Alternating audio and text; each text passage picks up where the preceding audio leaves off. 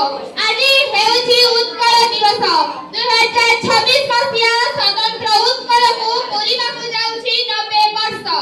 एही स्वतंत्र उत्कल पई रहिछि अनेक कथा ओ कहानी। एही इतिहास को लौटाइले प्रथमे मने पड़े कलिंग युद्ध।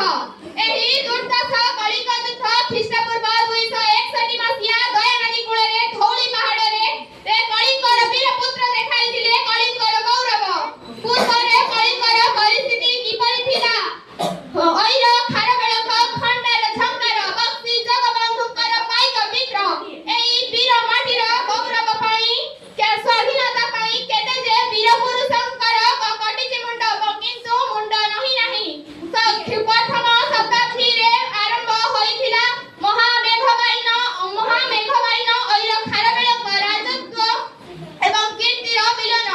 ओइर खारबेलक राजत्व कालरे रानी गुंफा हाटी गुंफा प्रतिष्ठा होइथिला। से थिले चैती वंशर राजा। से तीनी थर उत्तर भारत और दक्षिण भारत जय करिथिले।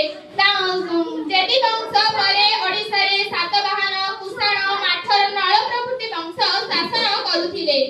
सुशैल भाव भौम्यकर राजवंश शासन करुथिबा कथा इतिहास कहे। सप्तम शताब्दी और अष्टम शताब्दी रे ओडिया भाषार रचना होइथिला प्रथम साहित्य।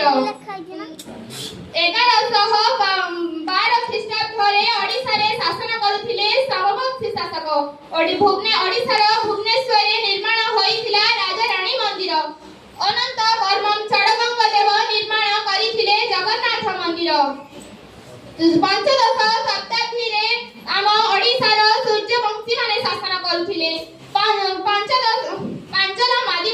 पांची माध्यम रे जणा जाय जे पंचदश शताब्दी रे चतुर्थ नरसिंह देव एवं तांकर पोष्यपुत्र कपिलेन्द्र देव ओडिसा रे निजर विशाल सैन्य बाहिनी द्वारा ओडिसा को शासन करुथिले। आम ओडिया भाषा आम बंगला चापरे चापी जाइथिला। आम ओडिया भाषा को स्वतंत्रता देबा लागि गोपबंधु दास उत्कलमणि गोपबंधु दास फकीर मोहन व्यासकवि फकीर मोहन सेनापति हरिहर मर्दराज महाराज गजपति कृष्णदेव एही महापुरुष माने उत्कल भाषा को प्रतिष्ठा करबा लागि अनेक चेष्टा करिथिले। शेषरे एप्रिल 1 तारिख 1936 मसिया रे आम देश एक स्वतंत्र देश रे परिणत होइथिला। किंतु कोन सत्य